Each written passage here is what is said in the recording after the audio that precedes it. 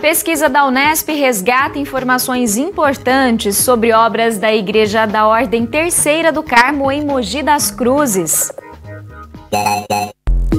A igreja abriga algumas das obras coloniais mais antigas do estado de São Paulo, mas não estavam claros quem eram os autores e como tinham sido feitas as restaurações de algumas pinturas. Unesp Notícias desta sexta-feira, 3 de novembro, está no ar.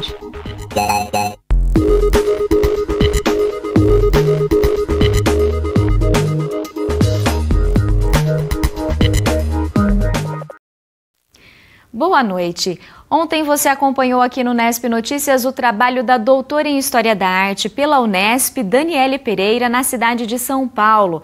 Ela fez importantes descobertas sobre o cenário da pintura barroca, até então reconhecido apenas a partir das obras e da arquitetura de igrejas de Minas Gerais e da Bahia. Para provar que o estado de São Paulo também abrigou importantes representantes desse estilo artístico, Daniele percorreu outras cidades, entre elas Mogi das Cruzes. Então vamos conferir as descobertas dela por lá.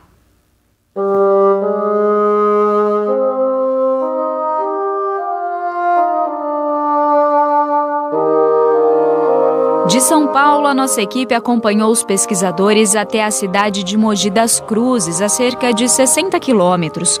Outra igreja da Ordem Terceira do Carmo e novas descobertas. Localizada na região central da cidade, a igreja, que compõe um museu de arte sacra, abriga algumas das obras coloniais mais antigas do estado, como essa no Forro do Vestíbulo.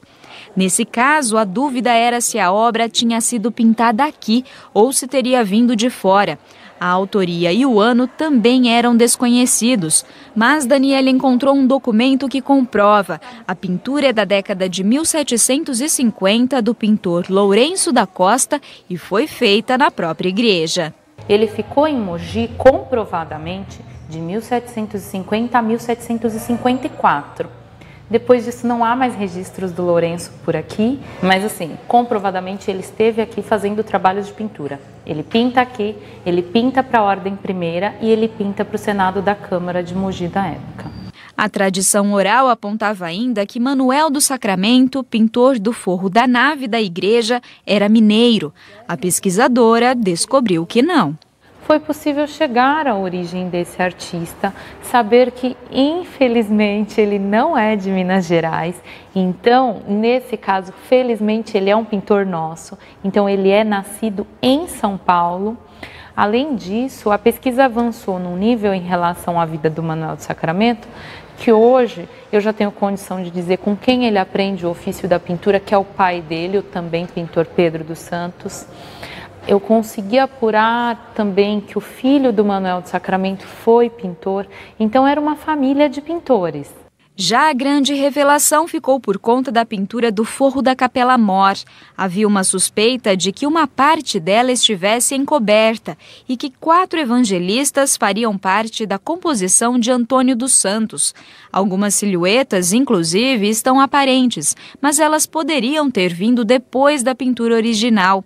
Para ter a comprovação, Daniele convocou o IPHAM para uma inspeção e o resultado foi impressionante. É possível ter certeza e afirmar que os evangelistas lá estão aguardando serem restaurados, e a minha certeza de que essas pinturas são também do pintor Antônio dos Santos se deve ao fato de que os traços das mãos que nós conseguimos decapar, elas são os mesmos traços da mão do santo que se encontra no centro da pintura. Então, assim, é inegável, as tintas são as mesmas, a coloração é a mesma, é uma obra linda. Ao todo, foram identificados 56 pintores atuando em igrejas da capital, de Mogi das Cruzes e Itu, e outros 50 artistas trabalhando em ornamentação. Com isso, o que se sabia sobre o barroco até aqui precisa ser revisto.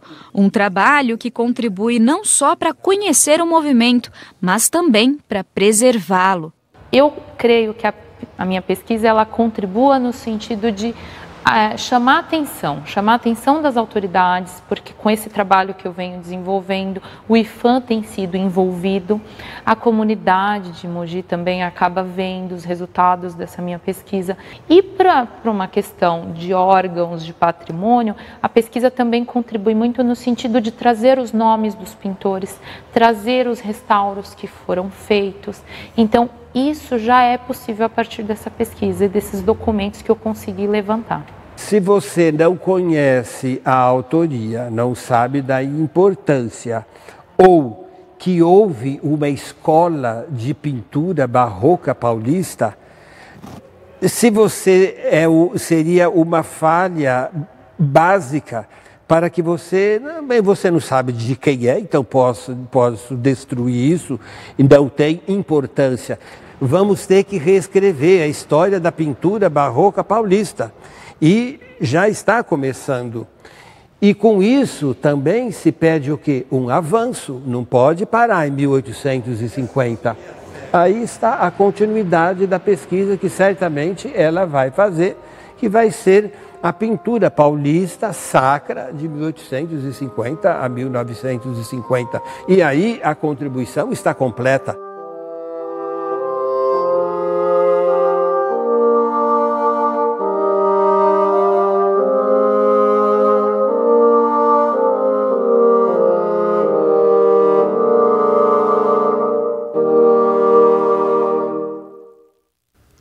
Ainda falando da universidade, entre os dias 6 e 10 de novembro vai ser realizada a Semana do Livro e da Biblioteca em todas as unidades da Unesp no estado. No campus em Bauru, a programação conta com palestras, mesas redondas e oficinas. Também durante essa semana será realizada a tradicional feira de troca de livros. E para participar, basta levar um livro em bom estado até a biblioteca do campus e fazer a troca por outro. Anote os dias e horários de terça a sexta-feira, das 9 ao meio-dia, das 2 às 5 da tarde e das 6 às 9 da noite. Outras informações sobre a programação da semana você encontra na página da biblioteca no Facebook. E o LIVE, o Laboratório de Informação, Visão e Ação da Unesp, vai realizar o segundo seminário de locomoção e postura no campus em Bauru. As informações com Otávio Frabetti. O seminário vai ser realizado aqui no campus da Unesp em Bauru no dia 21 de novembro e terá palestras que falam sobre visão e controle motor. A Paula Fávaro, uma das organizadoras do evento, nos dá mais detalhes. Paula, quais são os temas abordados nesse evento? Nessa nossa segunda edição, nós versaremos sobre o controle visual das ações. Então, como que as informações visuais, elas influenciam na postura, na locomoção, e nesse ano nós traremos um outro tema relacionado a simuladores de veículos. Quem pode participar? Podem ser os profissionais da saúde, né, educadores físicos, fisioterapeutas e profissionais que trabalham nessa área de simuladores de veículos, como também alunos da graduação e da pós-graduação. A taxa de inscrição será R$ 20 e ela pode ser feita pelo e-mail do laboratório. Tá certo, muito obrigado pela sua participação.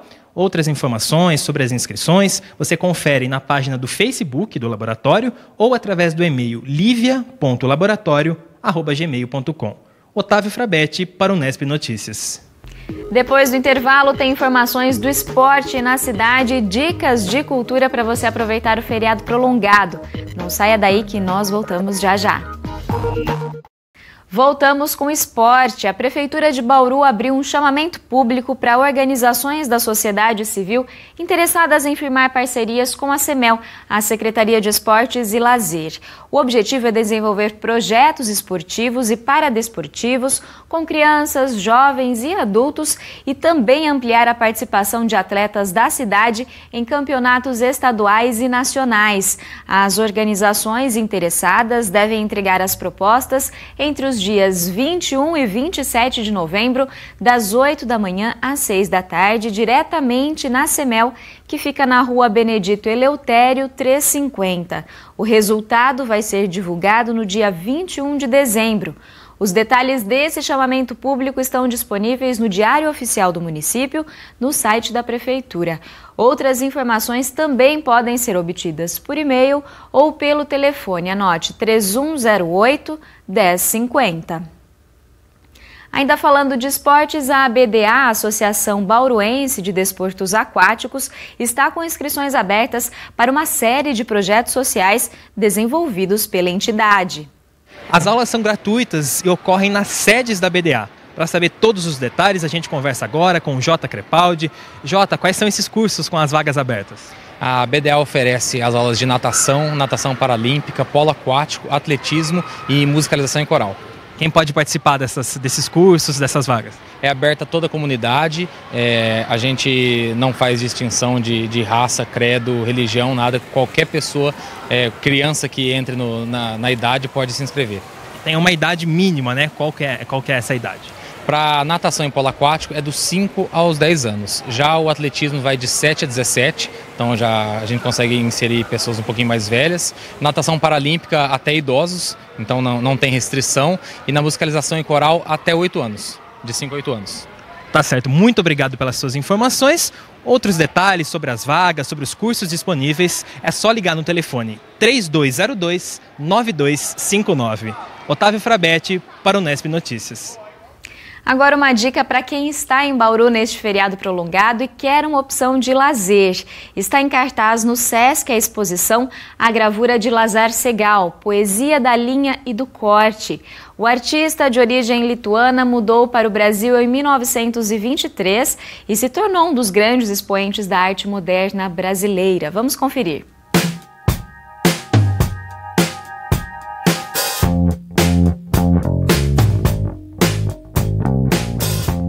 Essa exposição, ela traz uma produção do Lazar Segal, especificamente em gravura, né? São 16 gravuras em metal e 19 estilogravuras, que foram produzidas entre 1913 e 1930.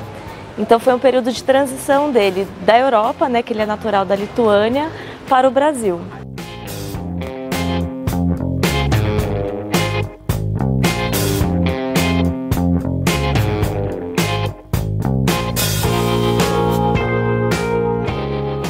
Essas gravuras retratam basicamente indivíduos em situação de exclusão social, indivíduos marginalizados principalmente, né? São os imigrantes, prostitutas da região do Mangue, no Rio de Janeiro. E um dado interessante é que o Lazar ele era judeu, então talvez por isso ele retratasse figuras mais ou menos com as quais ele se identificasse, né? Pessoas nessa situação marginalizada socialmente. E são temas extremamente atuais, né?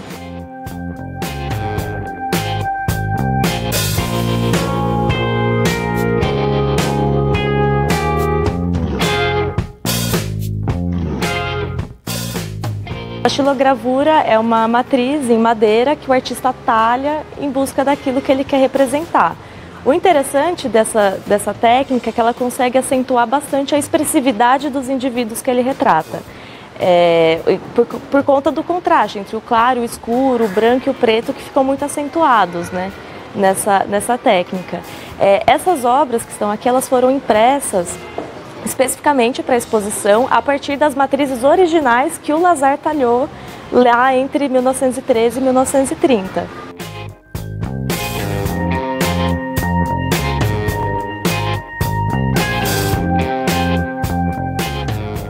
Especificamente nas gravuras em metal, a gente consegue perceber essas primeiras influências do expressionismo na obra dele, que são bem incipiente ainda, né, por conta do período, mas ainda bastante perceptível, e pela escolha da técnica da gravura em metal isso fica mais acentuado também.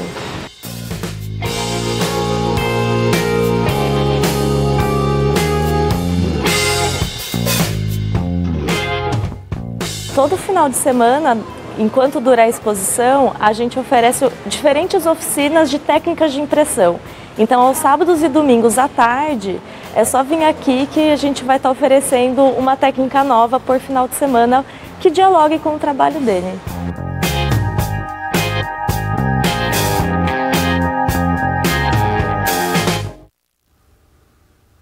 A exposição A Gravura de Lazar Segal, Poesia da Linha e do Corte, fica em cartaz até 26 de novembro no Sesc.